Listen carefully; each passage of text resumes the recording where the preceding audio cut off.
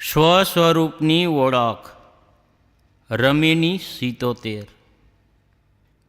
એકે કાલ સકલ સંસારા, એકે નામ હે જગત પ્યારા. ત્રિયા પુરુષ કછુ કથ્યો ન જાય, સર્વ રૂપ જગ રહા સમાય. રૂપ નિરૂપ જાય નહીં બોલી, હલુકા ગુરુઆ જાય ન તોલી. ભૂખ ન તુષા ધૂપ નહીં છાહી, દુઃખ સુખ રહિત રહે તેહી માહી. સાખી. અપરંપર રૂપ મૂંગુ રંગી, આગે રૂપ નિરૂપ ન ભય. બહુત ધ્યાન કે ખોજિયા, નહીં તેહી સંખ્યા આઈ. આનો ભાવાર્થ કે સંસારના બધા જ ઉત્પન્ન થયેલા પદાર્થોને એક જ કાળ નાશ કરે છે અને એક જ મન કલ્પના જીવોને ભટકાવે છે. સંસારમાં એક આત્મ અસ્તિત્વ જ છે, બધા જીવોને પ્રિય છે. તે ચેતન સ્વરૂપ રામને નથી સ્ત્રી કહી શકતા કે નથી પુરુષ. કેમ કે તે પોતે લિંગ રહિત શુદ્ધ ચેતન છે. તે સ્ત્રી, પુરુષ, નપુંસક, મનુષ્ય, પશુ, પક્ષી, કૃમિ વગેરે બધા જ રૂપો શરીરોમાં પ્રવેશ કરીને તેની સત્તાનો આભાસ કરાવે છે. તેનું કોઈ ભૌતિક રૂપરંગ નથી, પરંતુ એ પણ નથી કહી શકતા કે તે રૂપ રહિત છે, એટલે કે દિવ્યત્વ રહિત છે. કેમ કે તે જ્ઞાનરૂપ છે, જે તેનું હલકું કે ભારે વજન નથી કરી શકાતું. તેને નથી ભૂખ લાગતી કે નથી તરસ લાગતી, નથી તેને તડકાની જરૂર અને નથી છાંયડાની જરૂર. કેમ કે સુખ દુઃખ દ્વંદ્વોથી રહિત તેની સ્થિતિ તેના મૂળ સ્વરૂપમાં જ છે. અથવા બોધવાને આવા નિદર્દ્ર સ્વરૂપમાં સ્થિત રહેવું જોઈએ. તેનું સ્વરૂપ સર્વોચ્ચ છે, માટે તે જ નિજ સ્વરૂપમાં હંમેશા રમણ કરે. હે ભાઈ, એનાથી વધારે તેના સ્વરૂપનું નિરૂપણ ન થઈ શકે. ઘણી એકાગ્રતાથી તેના પર વિચાર કર્યા પછી એ નિર્ણય થયો કે અનુભવ સિવાય તેને સમજવાનો બીજો કોઈ ઉપાય નથી. અથવા તે ગુણમાં એક હોવા છતાં પણ વ્યક્તિત્વમાં અનેકો હોવાથી તેની ગણતરી કરી પણ શકાતી નથી. પુરુષો બહુત્વસિદમ. વ્યાખ્યા. એકે કાલ સકલ સંસારા, કે સંસારની બધી વસ્તુઓને એ કાળ બદલ્યા કરે છે. કાળ એટલે શું? એક મહાકાળ છે, બીજો ખંડકાળ છે. મહાકાળનું રૂપ અનાદિ અનંત છે, એટલે કે તેની નથી શરૂઆત અને નથી અંત. ખંડકાળ ક્ષણ, પળ, સેકન્ડ, મિનિટ, કલાક, પ્રહર, દિન, અઠવાડિયું, માસ, વર્ષ વગેરે. વૈશ્વિક દર્શનને કાળને દવ્યો માને છે, જે વિચારણીય છે. દેશ અને કાળના વિસ્તારમાં જ બધી વસ્તુઓ ગતિ કરે છે. એમાં જ પરિવર્તન થાય છે, જેને આપણે નિર્માણ અને વિનાશ રૂપે જોઈએ છીએ. જેમ પત્તા રમનાર પત્તાને વારંવાર ઉપર નીચે કરતાં કરતાં ફેરવે છે ને, તેને આપણે પીસવું કહીએ છીએ. તેમ કાળ સંસારની બધી જ વસ્તુઓને પીસે છે. એટલે સદગુરુ મહાકાવ્ય છે. દોઈ પાટ ભીતર આઈ કે, સાબુત ગયા ન કોઈ. જ્ઞાની પુરુષ વિચારના ઊંચા શિખર પર બેસીને જુએ છે, તો તેને લાગે છે કે દેશ અને કાળના બે પડિયાની ઘંટીમાં આખો સંસાર સતત પીસાઈ રહ્યો છે. સંસારની મોટી મોટી હસ્તીઓ કાળ પીસીને સમાપ્ત કરી દે છે. સૂર્યવંશ, ચંદ્રવંશ, યદુવંશ વગેરે નાના મોટા રાજા મહારાજાઓ અને તેમના વિશાળ રાજ્ય, સંપત્તિ તથા ઐશ્વર્ય ક્યાં ગયા? કેટલાકના તો કોઈ નામ પણ નથી જાણતા. અત્યારે તમારા નગર કે ગામમાં 100 વર્ષ જૂના ઘર મળવા પણ મુશ્કેલ છે. તમારા ઘરમાં 100 વર્ષ જૂની વસ્તુ મળવી પણ અઘરી છે. જો કે આ મહાકાળની વચ્ચે 100 વર્ષ 1 સેકન્ડથી પણ ઓછા છે. એટલે સદગુરુ કબીર સાહેબ કહે છે કે આ રમેણીની પ્રથમ પંક્તિમાં, પ્રથમ ચરણમાં બધી ભૌતિક વસ્તુઓ સતત પીસી નાખનાર કાળની યાદ અપાવીને સંસારમાંથી વૈરાગ્ય કરાવે છે. અને આગળના ચરણમાં અવિનાશી સ્વરૂપ બોધની સર્વપ્રિયતાનું સ્મરણ કરાવી મનુષ્યના મનમાં જ્ઞાન જગાડે છે. સંસારની છણભૂંગરતા જાગ્યા વિના વૈરાગ્ય નથી થતો અને વિષયોથી વૈરાગ્ય થયા વિના અવિનાશી સ્વરૂપનું શોધન થતું નથી. કાળની બીજી વ્યંજના અર્થ એ મનની કલ્પનાઓ માટે છે. આ કાળ જીવનને ભટકાવે છે. સંસારના બધા જીવોને મનની કલ્પનારૂપી કાળ ભટકાવી રહ્યો છે, જે જીવની જ પેદા કરેલી છે. પરંતુ તેની જ ભૂલને કારણે તે તેને જ હંમેશા પીડિત કરે છે. જીવના મનની કલ્પનાઓ જ જીવને મલિન વિષયોમાં, રાગદેશમાં, મોહશોકમાં તથા પરોક્ષ અવધારણાઓ માટે ભટકાવે છે. આ તો બહારના કાળ કરતાં વધારે ભયંકર છે. સમયરૂપી કાળ તો ચાલતો રહેશે અને તેનાથી શરીર વગેરે જડ પદાર્થોનો વિનાશ થતો રહેશે. તો તેના જીવનનું કોઈ અકલ્યાણ નથી. પરંતુ મન કલ્પનારૂપી કાળ જીવના ગળાનો ગાળિયો છે. એનાથી બચવું એ જ તેનું કામ છે. કાળની પહેલી વ્યંજનામાં જ્યાં સંસારની છણભૂંગરતાનું દર્શન છે ત્યાં વૈરાગ્ય છે, અને બીજી વ્યંજનામાં જ્યાં જીવના બંધન છે ત્યાં સાવધાની છે. આ રીતે વૈરાગ્ય અને સાવધાનીની સાથે હવે આગળ સ્વરૂપ જ્ઞાનના ક્ષેત્રમાં ઉતરવાનું છે. એક નામ હે જગત પ્યારા. કયું નામ આખા જગતને પ્રિય છે? વિચાર કરીને જોવામાં આવે તો સંસારનું કોઈ પણ નામ સંસારના બધા લોકોને પ્રિય નથી. રામ, અલ્લાહ, શિવ, કોઈ પણ નામ હોય એ બધાને પ્રિય નથી. કોઈ મસ્જિદમાં જઈને કહી દો રામ કે શિવ, જુઓ આફત આવી પડે. એ જ રીતે કોઈ મંદિરમાં જઈને અલ્લાહ કહીને તો જુઓ. એટલે કે સંસારમાં એક પણ એવું નામ નથી કે જે બધાને પ્રિય હો. સદગુરુ કબીર સાહેબ અહીં કહે છે, એક નામ હે જગત પ્યારા કહીને વ્યક્તિના પોતાના અવિનાશી આત્મ સ્વરૂપનો ઈશારો કર્યો છે. કબીર સાહેબની વાણીમાં શાબ્દિક અર્થોથી હટીને લાક્ષણિક અર્થોની ભરમાર છે. એટલે કે અહીં એક નામ માટેનો અર્થ છે એક આત્મ તત્વ જે બધાને પ્રિય છે. દરેક જીવને સૌથી વહાલું શું છે? પોતાનો આત્મા, પોતાનો આપા.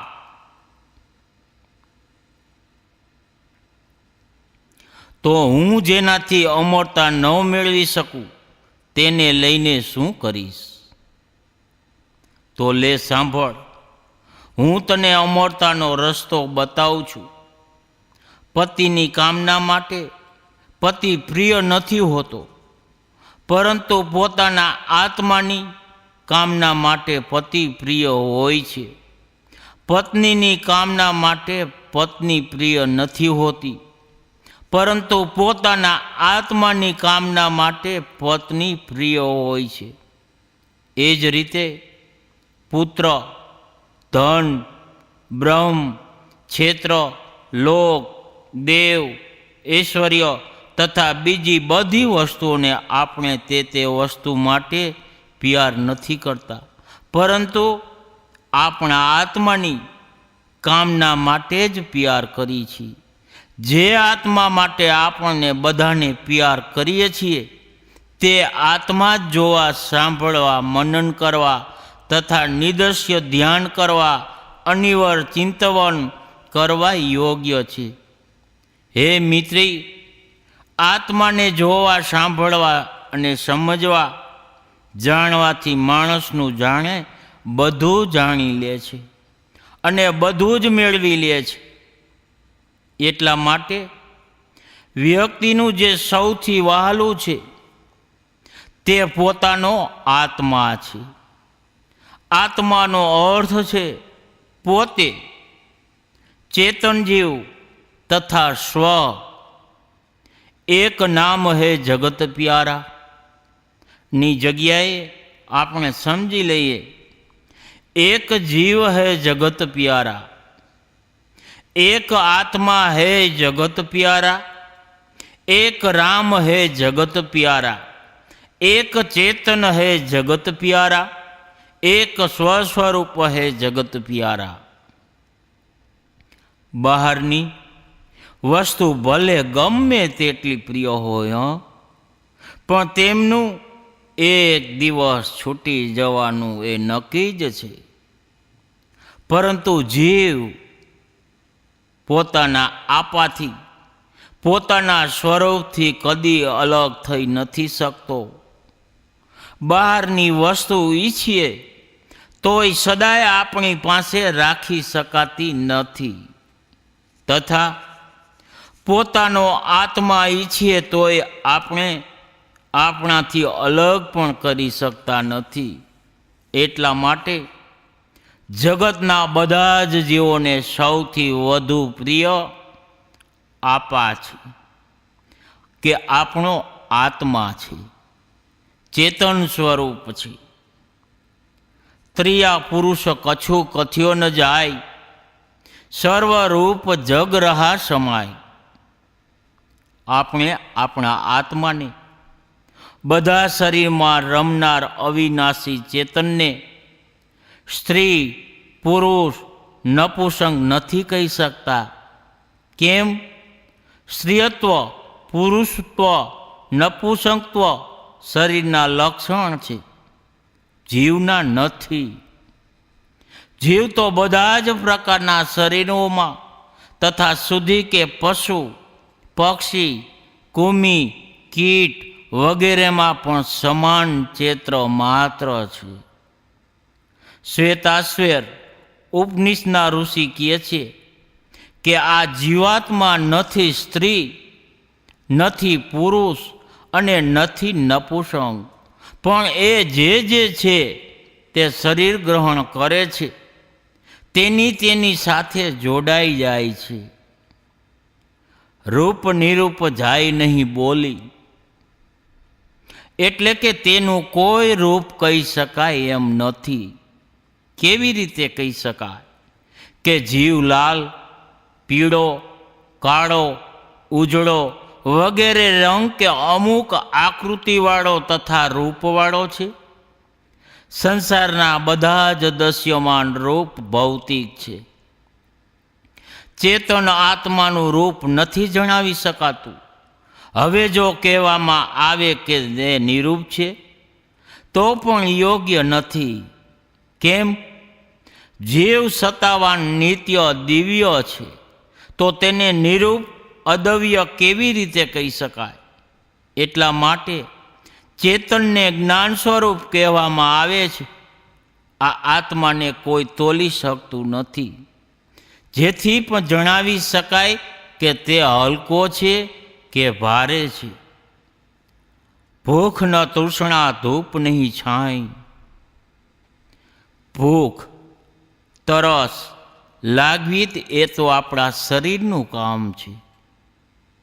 જીવના શુદ્ધ સ્વરૂપમાં ભૂખ તરસ લાગવાની કોઈ વાત જ નથી આવતી. તડકા અને છાંયડાની જરૂર શરીરને પડે છે. શરીરમાં ઠંડી લાગે તો તાપની જરૂર પડે છે, તથા તાપ લાગે તો છાંયડાની જરૂર પડે છે. જે દેહાતીત શુદ્ધ ચેતન છે તેમાં જેમ ભૂખ તરસનો અવકાશ નથી, તેમ તેમાં ઠંડી ગરમી લાગવાનો પણ અવકાશ નથી. તેને તડકા પણ છાંયડાની જરૂર નથી. ચેતનનું સ્વરૂપ અભૌતિક હોવાથી તે મૂળ રૂપે તો સુખ દુઃખ દ્વંદ્વોથી પર છે. તેથી બોધવાને એવા નિર્મળ શુદ્ધ ચેતનના જ હંમેશા સ્થિત રહેવું જોઈએ. સદગુરુએ ઉપર જીવના શુદ્ધ લક્ષણ જણાવ્યા છે કે તે નથી સ્ત્રી, નથી પુરુષ, નથી રૂપવાન, નથી શૂન્ય, નથી હલકો, નથી ભારે, નથી તેમાં ભૂખ તરસ, નથી તેમાં ઠંડી ગરમી અને નથી સુખ દુઃખ. તો તે તો બસ ફક્ત ચેતન છે. સાધકે એ લક્ષણોને તેના લક્ષ્યોમાં રાખી દેહાભિમાનથી દૂર રહેવું જોઈએ. તે દરેક સમયે એમ જ સમજે કે હું નથી સ્ત્રી કે પુરુષ, હું નથી કાળો કે ગોરો, નથી મને ભૂખ તરસ, નથી ગરમી લાગતી કે ઠંડી. હું તો શરીરથી બિલકુલ અલગ શુદ્ધ ચેતન છું. આ બોધ અને મનની શાંતિ અને સ્વાસ્થ્ય માટે અમૃત ટોનિક પણ છે. સ્વસ્વરૂપ જ્ઞાનની નિરંતર સ્થિતિ જ નિર્ભયતા આવે ને. નિર્ભયતા જ અમરતા છે, નિર્ભયતા જ અમૃત છે. અપરમ પરમ રૂપ મંગુરંગી. આ રીતે મારું પોતાનું ચેતન સ્વરૂપ અપરંપર સ્વચ્છ છે. સ્વચેતનમાં જ તો સૌનો બોધ થાય છે ને. સૌનો બોધ કરનાર, સૌને જાણનાર તો સર્વોચ્ચ છે. એ છે સદગુરુ કહે છે મગુરંગી. આ જ માર્ગમાં રંગાવ. આ જ સ્વરૂપ વિચારમાં હંમેશા તલિન્દ્રિયો આગે રૂપ નિરૂપ ન ભાઈ. હે ભાઈ, આનાથી આગળ પોતાના સ્વરૂપનું બીજું કોઈ નિરૂપણ, નિરાધરણ તથા વિવરણ નથી થઈ શકતું. શબ્દોમાં વધુ વર્ણન પણ કરી શકાતું નથી. તેને અપરોક્ષ જાણવાની રીત, અનુભવ જે છે, આપણે જેમ વિષયોથી પાછા વળીએ છીએ ને તેમ આત્મસત્તાનો બોધ થાય છે. હું શું એના માટે બીજા વિતરણની પણ શી જરૂર? એટલે વધુ પડતી શબ્દજાળમાં ફસાવાની જરૂર નથી. હંમેશા સ્વ અસ્તિત્વ અને આત્મ અસ્તિત્વમાં નિમગ્ન રહેવું જોઈએ. બહુત ધ્યાન કે ખોજિયા નહીં તેહી સંખ્યા આઈ. સદગુરુ કબીર સાહેબ કહે છે કે વિવેકીઓ ખૂબ જ ધ્યાન આપીને ખૂબ જ એકાગ્રત થઈ આ વિષય પર ચિંતન કર્યું છે, પરંતુ સ્વસ્વરૂપને જાણવાનો બીજો કોઈ ઉપાય ન હોઈ શકે. આનો એકમાત્ર ઉપાય છે ધ્યાન, સમાધિ. જ્યારે બધા જ દસ્ય નિવૃત્ત થઈ જાય છે ત્યારે શ્રેષ્ઠ દ્રષ્ટા રહે છે. કે જ્યાં સુધી મન છે, વિચાર આવે છે, ત્યાં સુધી દૃશ્ય છે. જો મન શૂન્ય થઈ ગયું, નિર્વિચાર દશામાં પહોંચી ગયું, તો સ્વચેતન માત્ર રહી ગયો. બસ આ જ આત્મા અસ્તિત્વનો પૂર્ણ બોધ છે. પરખ કરીને જ્યારે બધા દસ્યુનો ત્યાગ કરી દીધો, તો સ્વયં પારક સ્વરૂપ ચેતન રહી ગયો. સદગુરુ શ્રી પુરાણ સાહેબ કહે છે, જાતે સકલો પરખ્યા સો પારખ નિજરૂપ, તહાં હોય રહું સ્થિર તું, નહીં જાય બ્રહ્મકૃપ.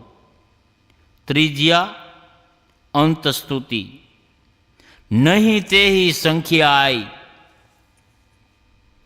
આ વચન બહુ જીવાત તથા પુરુષવ બહુત્વને વ્યંગ કરે છે.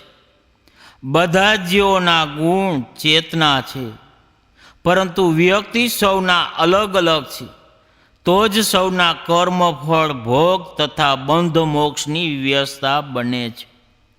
જીવ, આત્મા, ચેતન, હંસ, કાંઈ પણ કહો, અસંખ્ય છે.